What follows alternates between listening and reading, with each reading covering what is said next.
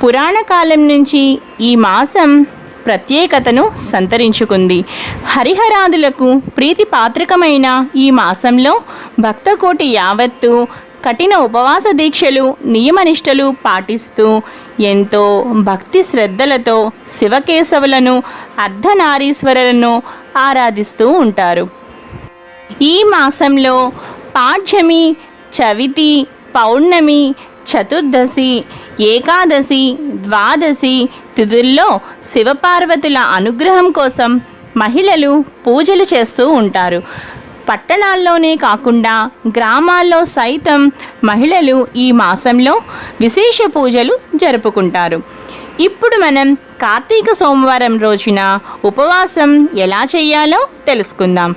కార్తీక సోమవారం నాడు ఉదయాన్నే మేల్కొని నదీ స్నానం కానీ లేదా ఇంట్లోనైనా